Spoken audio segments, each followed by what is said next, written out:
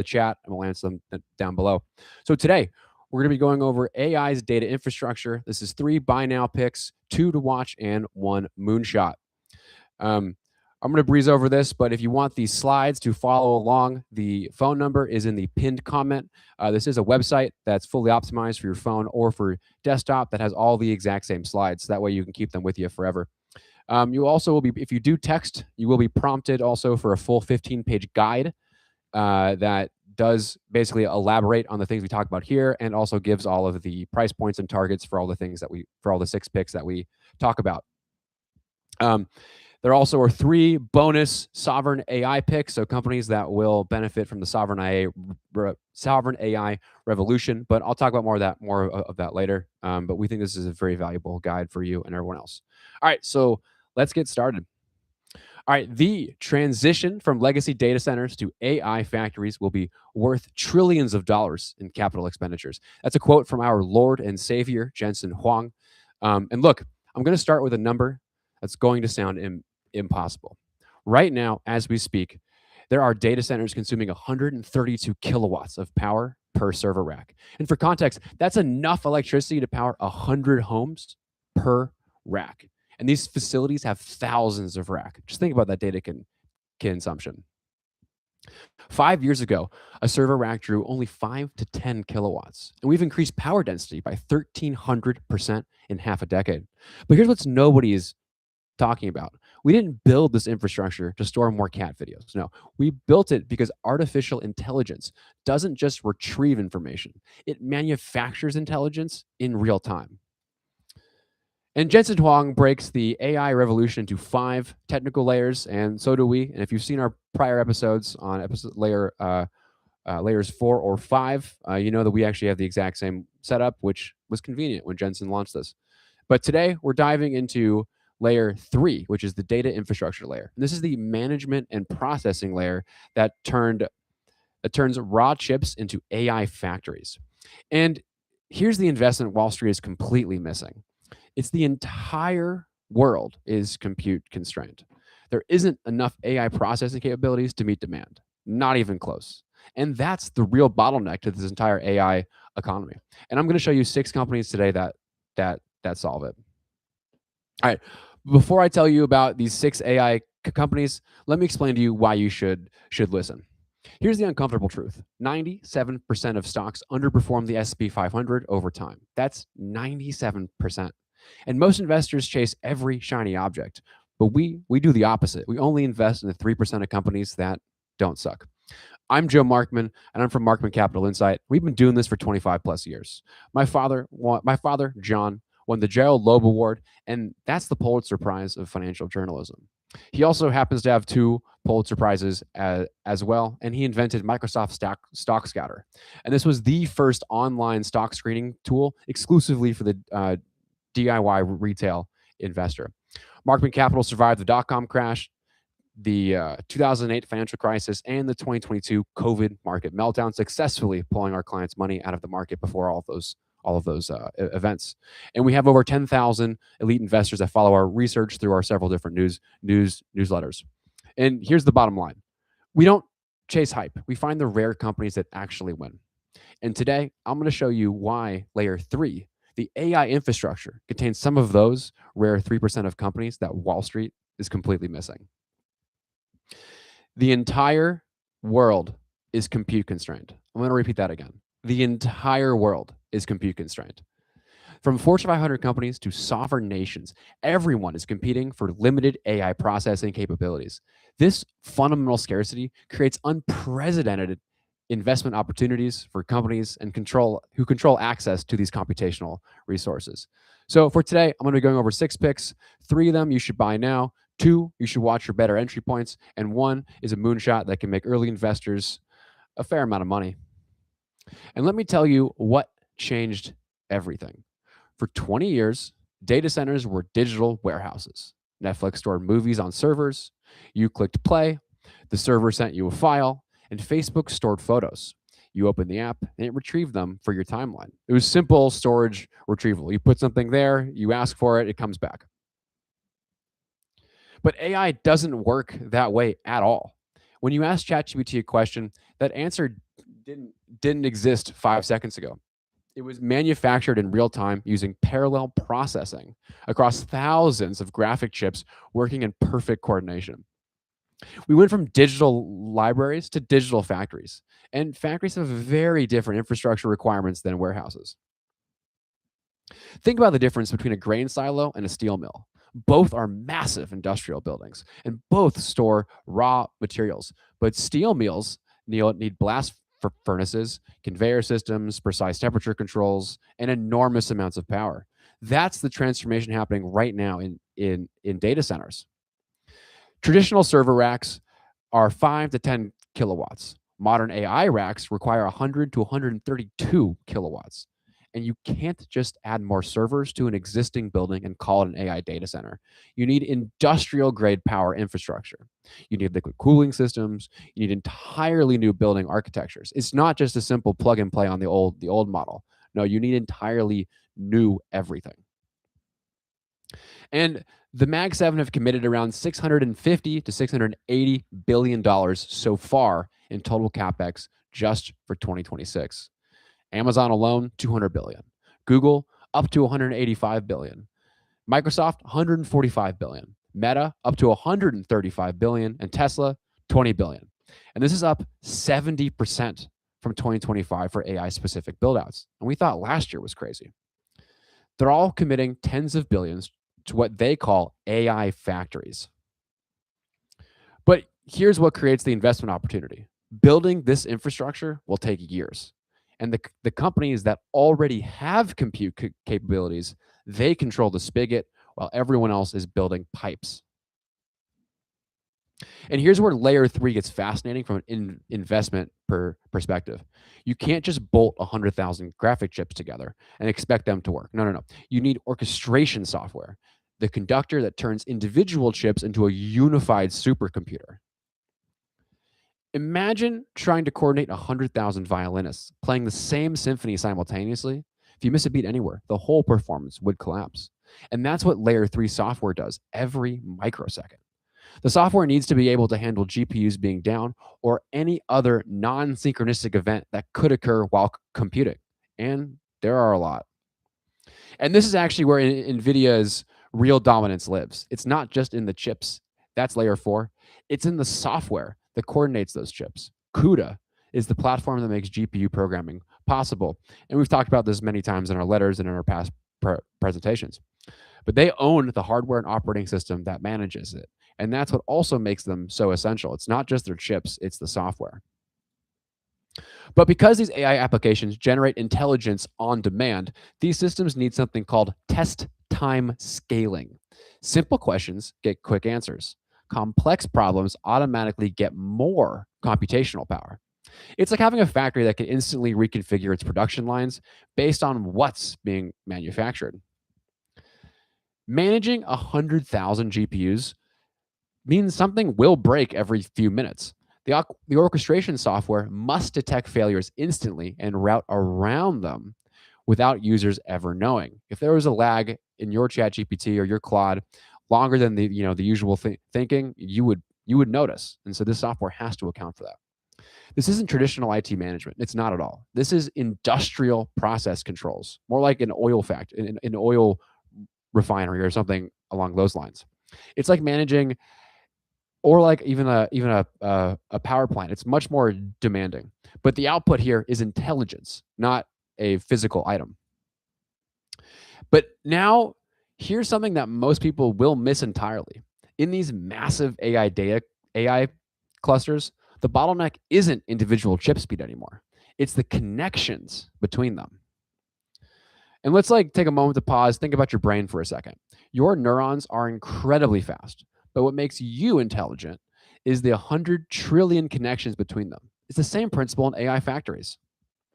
Traditional copper cables generate too much heat at these AI data center speeds.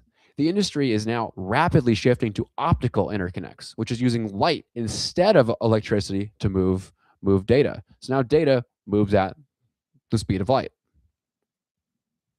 And these are precision engineering companies. This creates opportunities for specialized companies like Astera Labs, Coherent, Marvel, and Credo.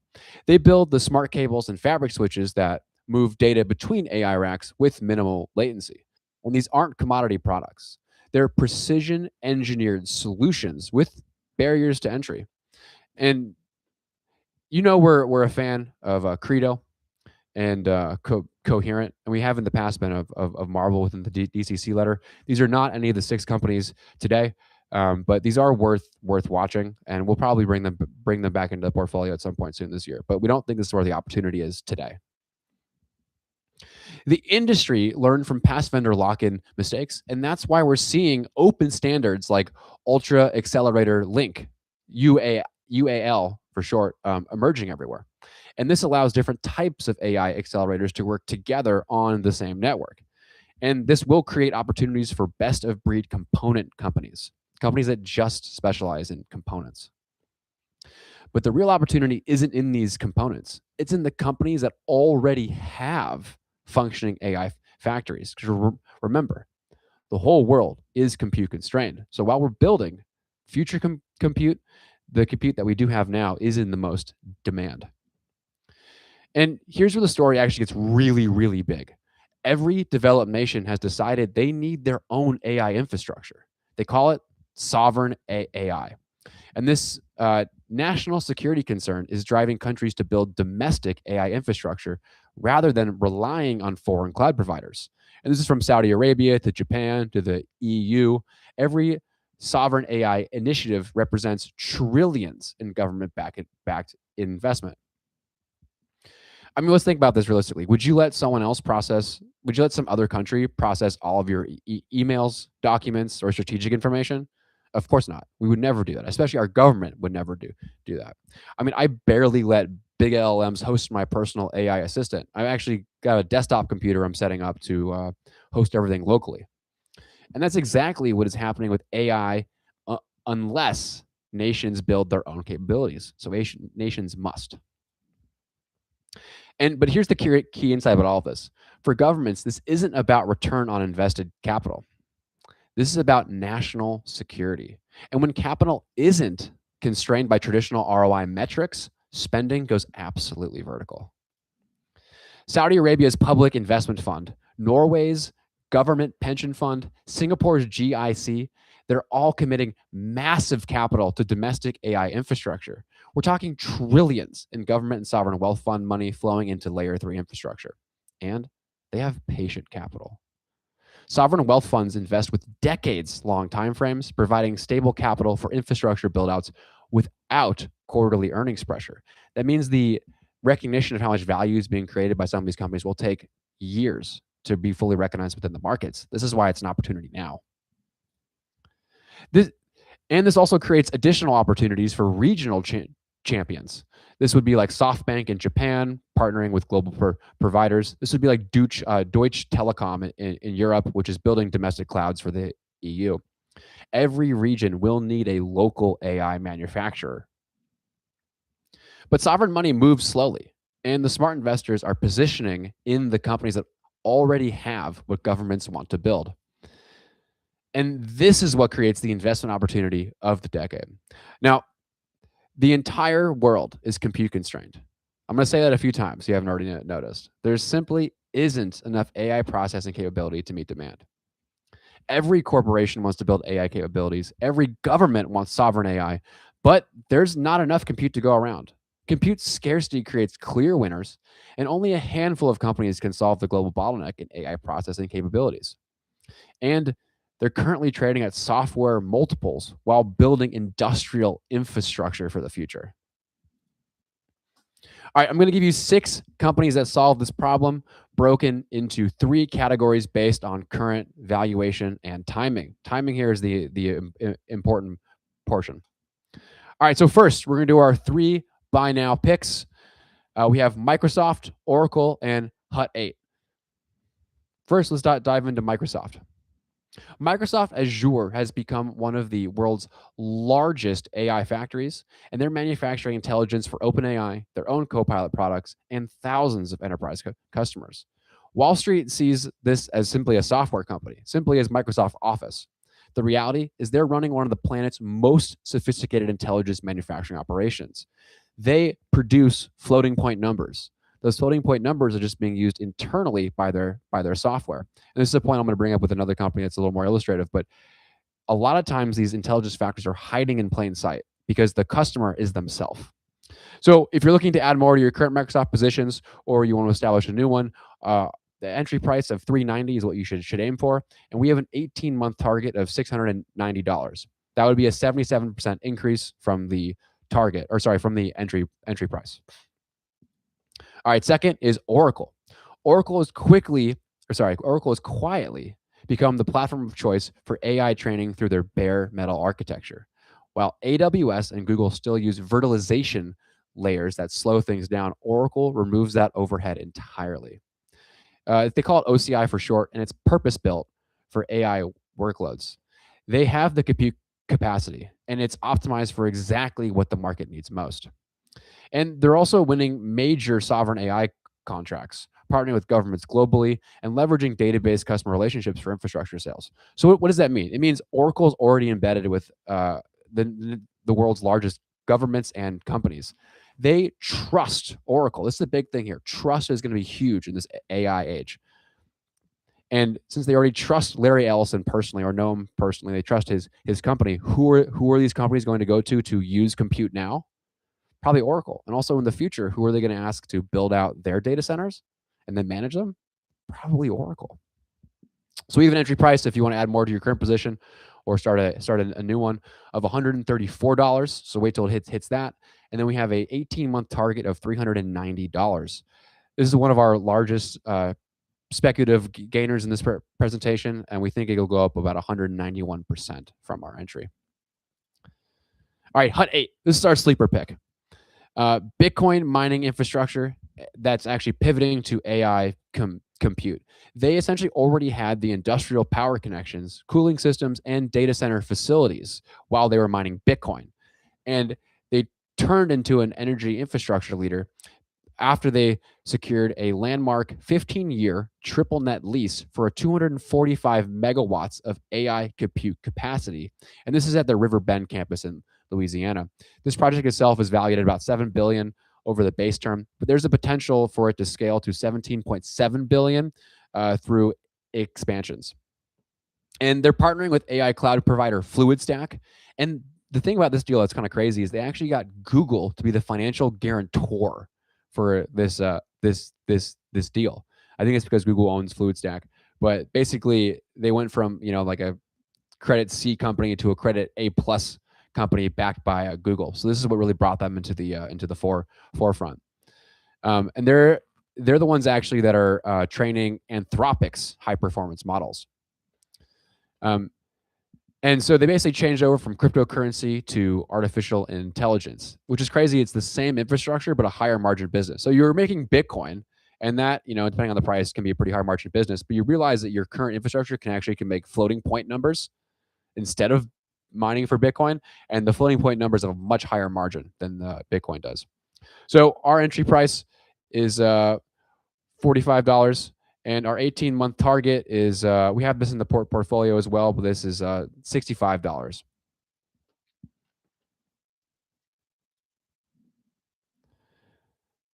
All right. So second, these are the two to watch. This is Amazon and Google.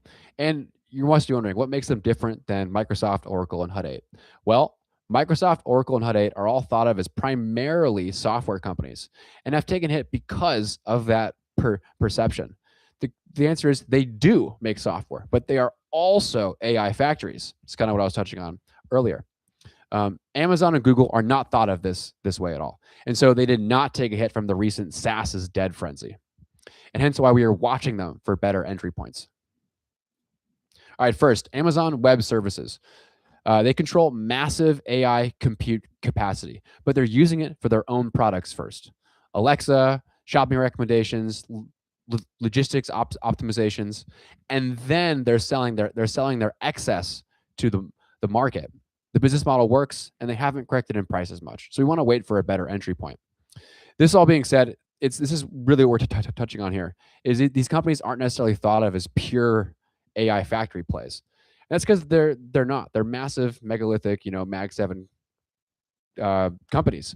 But the thing is, they are AI factories. They're just using it all internally, and that doesn't really make the news. What makes the news is when they're selling the AI to they're selling the floating point numbers to somebody else.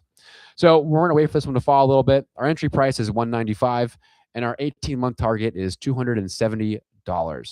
This would be a 38% increase from the entry. All right, Google follows the same pattern. Enormous AI infrastructure, but they prioritize their search, YouTube, and advertising algorithms before selling to external customers. And they do have a technical advantage here too, because Google pioneered the transformer and architecture for what's known as the TPU chip. But external cloud businesses remain third behind AWS and Azure. So we want to watch for strategic shifts toward external AI infrastructure sales as the market expands. This is the same opportunity, but we want to wait for a pullback here. Entry price is $265.40, and our 18-month target here is $420. That would be a 58.3% increase from our entry. All right, and this is our third one. This is the Moonshot. This is CoreWeave. This is actually the pure play on AI infrastructure company that's just building capacity exclusively for external customers. There are no internal priorities. Highest bidder wins here. This is the pure play. Fast growth and completely misunderstood by the market. CoreWeave does have best-in-class GPU infrastructure. And here's the kicker. They sell 100% of their capacity to external customers. They are the cloud for hire. So when Stability AI needed to train their image generation models, they used CoreWeave.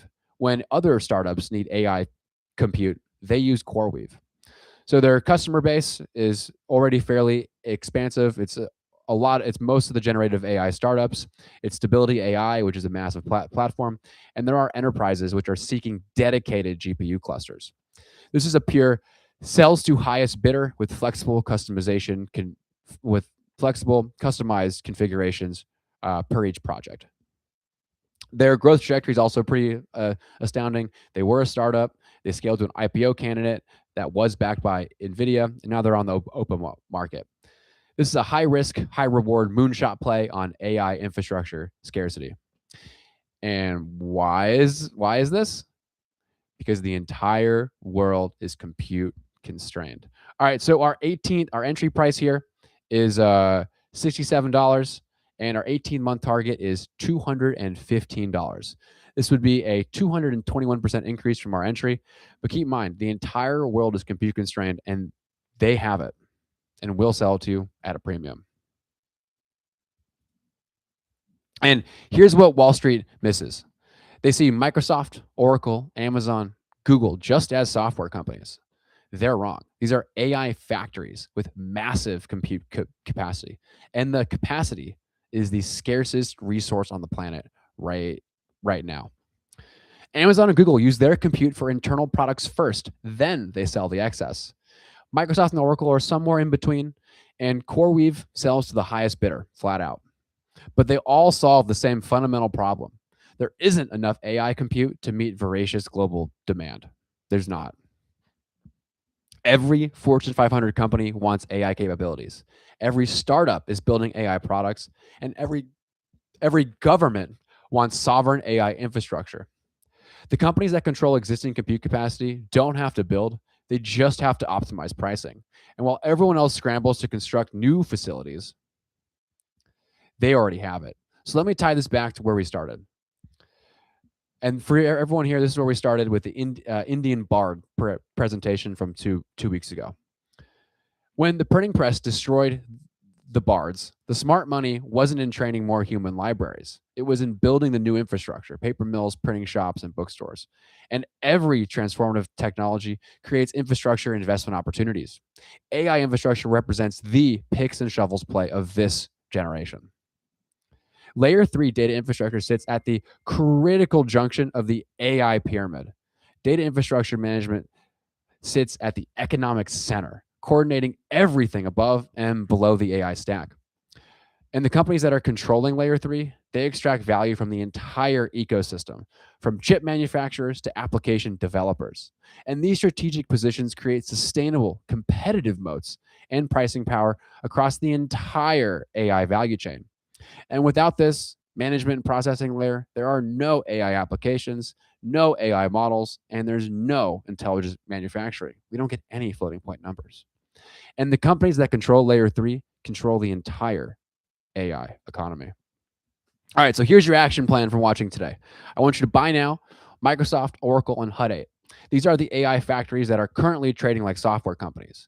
The market doesn't understand what business they're in. They really don't. And I want you to watch closely Amazon and Google. Same fundamental advantage, but wait for better entry points. They haven't corrected as much because people don't think of them as software businesses. And the Moonshot play, we all love a little bit of risk, is CoreWeave. It's a pure play, misunderstood, best-in-class infrastructure that is going to sell to the highest bidder. The entire world is compute constrained. Every organization, government, and individual wants AI capabilities. And only 6 companies can deliver processing capabilities at scale. These 6 companies solve that bottleneck. Some are mispriced right now. Others will be on the next market pullback. But this fundamental scarcity creates unprecedented pricing power and sustained competitive advantages for infrastructure providers. And this is why this is the investment opportunity of the decade. Companies trading at software multiples while building trillion-dollar industrial infrastructure. The layer 3 buildout is happening right now. Trillions in capital flowing into AI infrastructure over the next decade. Literally trillions. But the investment opportunity isn't in the companies trying to build new capabilities. It's in the companies that already have what everyone else desperately needs. Most investors are chasing AI applications, but the real money is in controlling the compute that makes everything else possible. Early positioning wins. The compute bottleneck is real. And remember, the entire world is compute constrained.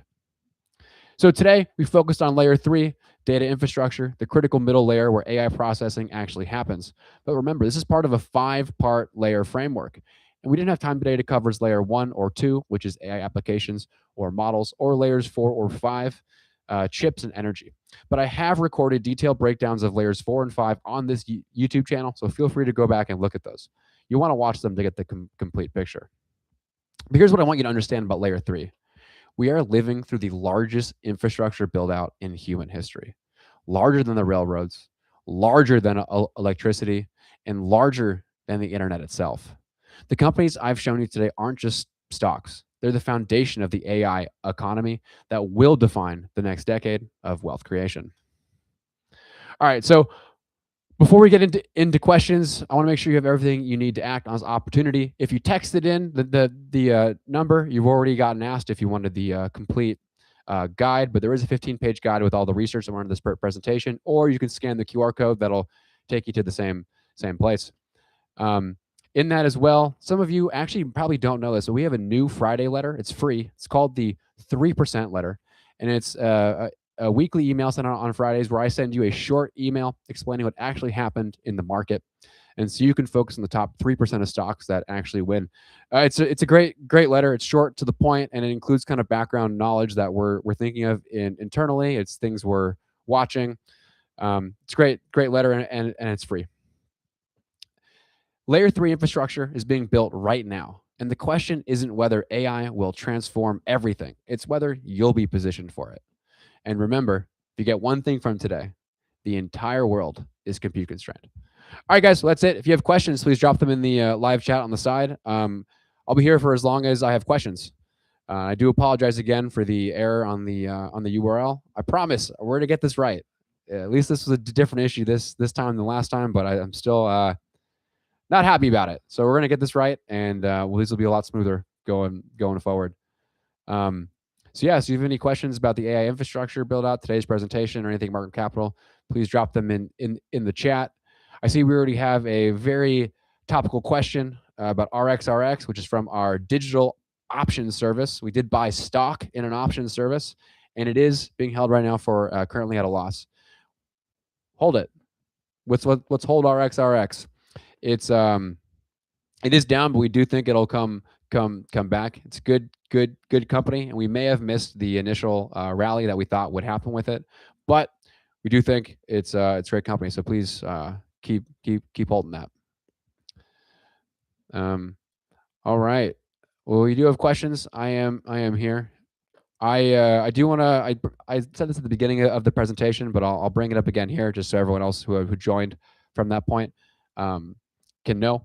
We have some very exciting stuff. We're about to launch at Markman Capital, especially for the DCC subscribers. We will be updating how the portfolio looks over the next in about a month, so it'll look a lot cleaner. It'll be more updated, and you can actually be able to click into things.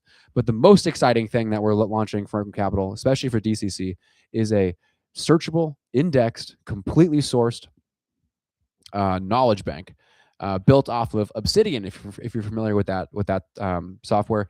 And so it has all 5,000 plus of our back letters going back to 2014. That was as far as the archive went, of everything we've ever talked about. It's all tagged, bagged, sorted. And I did all tagged, bagged, and sorted. It's very exciting. And we're going to be releasing that in 2 weeks from tomorrow. But what's different about this is you've seen other competitors and people, but they offer, a data, they offer links to their past letters. The highest I've seen is 550 past letters. This is, it's 550 is pretty cute. This will be 5,000 plus back letters. And within each company, it also have our current recommendations on it. And it'll be pretty fascinating. Also, along with it, we're going to be launching a service, a LLM on top of it, so you can actually ask it questions, and it will respond as Markman Capital, and the context window will just be our letters. So no more searching and trying to find a thing. You can now ask it, and it will reference the database and go from there. Great question. Is John still involved? John is still involved. He does not do as much writing as he used to. He is more on the golf course than I would say from two years ago. This being said, we still have the same research team, same head researcher, and same people behind the scenes here. So the information quality or tact has not dropped at all. And it's actually been pretty exciting to see, because John, he's worked. I mean, I grew up with him routinely working we'll just say when I was in high school, there was never a moment when I came home where he wasn't awake, whether that be 12, 1, or 2 a.m. And it's kind of nice to see him actually get some sleep after 15, 20 years of, or 25 years really, of going really hard on Markman Capital. So he has taken some steps back, but he does oversee our content, or at least in what direction to go. But at the same time, we have the same behind the scene researchers as always, which is why you can kind of tell in the letters, our content, our passion, our drive, and our angle has not changed, because we still have the same thesis. It's been really cool to see. And also at a little bit of a point for me, it's been nice to be able to work with him for, I'm at Markman Capital now for almost five years.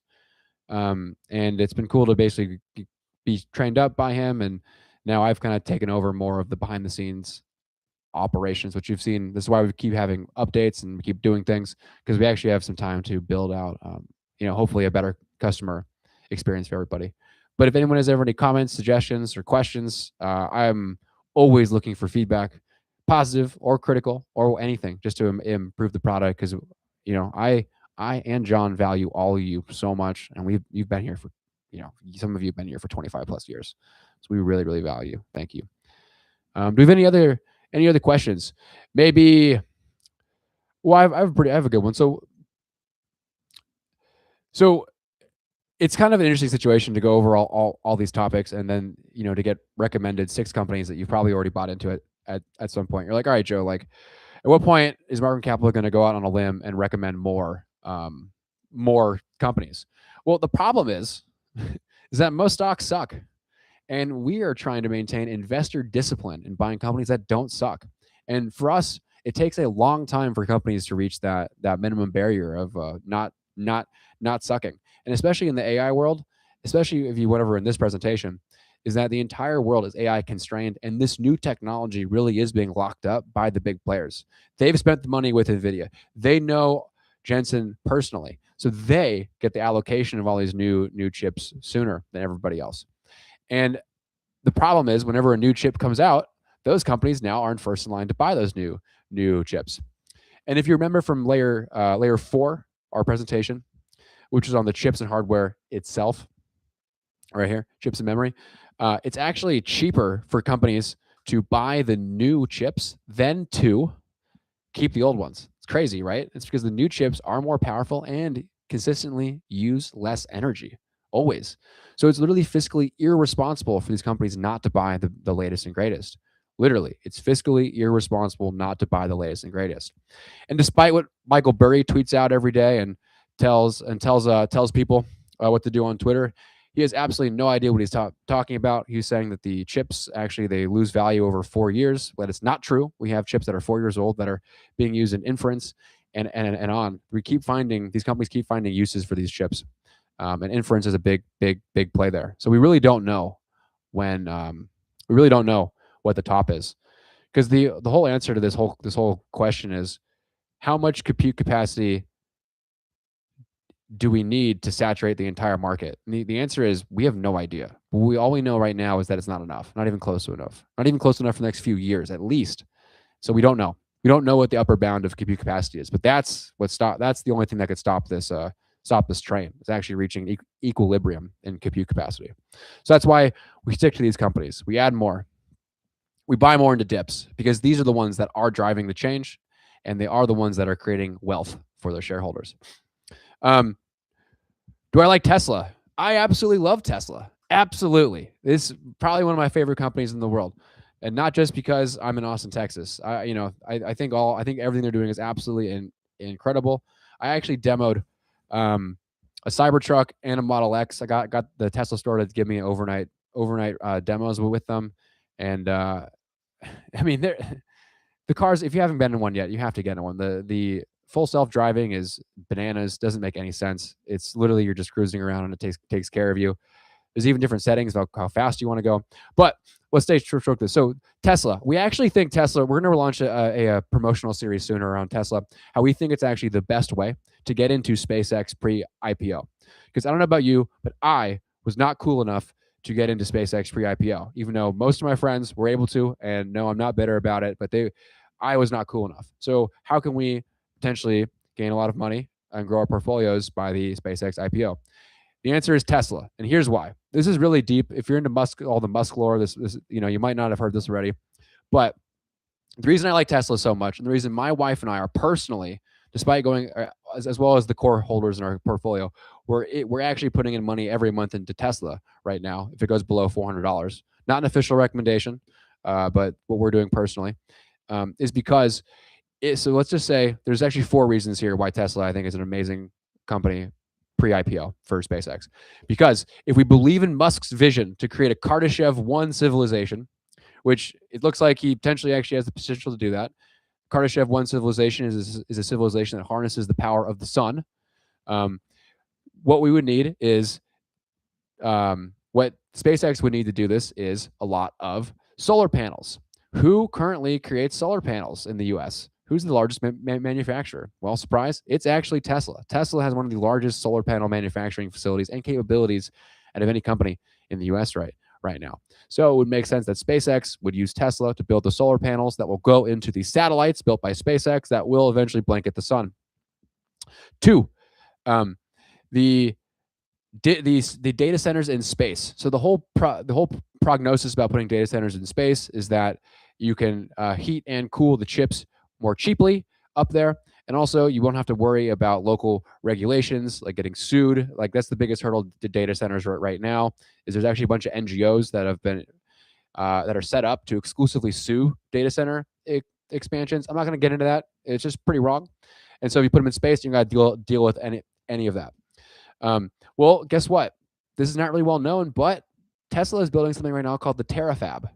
I'll repeat that. It's called the Terafab, if you want to look it up. The Terafab, scheduled to be completed at the end of this year, is going to be the manufacturing capabilities of Tesla to build AI-specific chips for Tesla, but also for XAI. So when SpaceX gets the ability to actually build these data centers in space, we have Tesla creating the solar panels to power them and the chips to power the actual data center. Third, well, guess what? If we want to achieve Kardashev 1 civilization, we're going to need something called a mag sled. And this is basically a Japanese magnet. I'm blanking on the term right now, but the maglev trains in Japan, they go like 300 miles an hour on magnets. Well, it turns out the cheapest way to launch satellites into space is actually on a maglev sled. So you load this sled and you launch satellites into space. You can't do it from Earth, though. Earth has too high of a pull of gravity. The atmosphere is too thick, and so you can't do it from Earth. But you could do it from the moon. And that's why SpaceX pivoted specifically from going to Mars in 2026 to going to the moon first. One, because Mars is also pretty unlikely, and if that like kind of blows up, then that kind of ruins SpaceX trajectory. But two, the moon makes the most sense for a maglev catapult, essentially, to blast spaceships to blast satellites into space. And who's going to man that manufacturing facility? Optimus Robots. Who makes the Optimus robot? Tesla does. So they have the solar panels. They make the chips. They make the robots. All of a sudden, it kind of makes sense that, hold on, SpaceX makes the rockets, satellites. Why don't they integrate? Right? That kind of makes sense. Like, why wouldn't they vertically integrate if they're all doing this together? And that brings to the fourth reason why Tesla is actually a pretty great company to potentially benefit off of the SpaceX merger. Again, this is a little bit of Musk lore, but he's a huge fan of the retail investor. Tesla's almost gone bankrupt 3 or 4 times. And who came to bat to break them out of bankruptcy? Well, it was the retail investor, especially in 2012, 2014, and 2016. When that stock was tanking and Bill Gates was shorting the hell out of it, guess who stepped up? The retail investor. And he's mentioned this over and over again on the calls. And in fact, one of my best friends is Gally Russell. He runs the YouTube channel Hyperchange. I've known him since before high school. And he was actually managed to get on the call. There's a famous call, I think, in 2018, where Elon Musk brings him on as the retail and investor spokesperson, and famously, at least in our circle, kept talking to Gally over the in investment banks for about 30, 40 minutes, because he said, and I quote, his questions are much better than the investment banks. And so we know he's a fan of the retail investor. And so there's been this huge talk on Twitter about him doing a reverse merger where either SpaceX buys Tesla or Tesla buys SpaceX. I think this is, quite frankly, a pretty out there situation, but it is possible. Elon has liked a few of these tweets. He tends to leave breadcrumbs of what he's thinking about online. So there is a chance for him to reward people like myself who were not cool enough to get pre-IPO shares. Because if you were to combine Tesla and SpaceX together, obviously, if you had shares of one company, you now get shares of the other company. And so, I'm fingers crossed, hope that happens, but it is kind of a long shot. The reasons that I don't think it might happen is, if you want to think about this, the combined market cap of Tesla plus SpaceX would be about 20% of the entire NASDAQ. Would be about 20% of the entire S&P 500. There hasn't been a company with that much concentration in the market since the robber baron ages, with J.P. Morgan. With John D. Rockefeller. There hasn't been that much concentration since Standard Oil, and we all know what happened to Standard Oil, right? They got broken up and became every single big oil company we know today. And so there's a good argument that there'd be an antitrust suit. This being said, if they're really generating that much value, which it kind of seems like they could be with this situation, I'm fingers crossed. So those are the 4 reasons why we love Tesla right now, especially as a way to potentially get into SpaceX pre-merger. We're going to talk about this soon within the letter itself, but there hasn't really been much newsworthy stuff to kind of bring it up topically. So we're kind of waiting a little bit for something else to happen. But yeah, love Tesla. Absolutely love Tesla. And I do plan on taking the Cybercab soon in Austin. I'm hoping to film a little bit and just shoot it out to you guys, just shoot the experience. I'm like this much outside of the zone living here in Austin, so I'm just going to find a day to do that and film it for you guys. But yeah, that's Tesla. Do you guys have any other questions for me? I don't want to take up all your time, but we still have quite a few people here. Happy to keep ranting about Tesla or in NVIDIA, but I really appreciate all you guys coming here today. Do we have any other questions? Any at all? Appreciate you, Lena, for spearheading the conversation so far. I hope all y'all really enjoyed today. I do enjoy these live streams quite a bit, and I do think this will be pretty impactful going forward. For what it's worth, too, this is kind of a brag, but also just let you know what Markham Capital is up to. When I was presenting at the Money Show, I was able to get in front of over 350 people over 2 different talks, and I was told that my talk was the most attended talk of the entire summit up until that point, which was pretty cool. It was cool to see the energy and enthusiasm at an in-person conference for this topic. And so what you guys got here, we think is special, and it's cool to see other audiences responding well to it. So just appreciate y'all for making this possible for us to do this. We find this incredibly fascinating.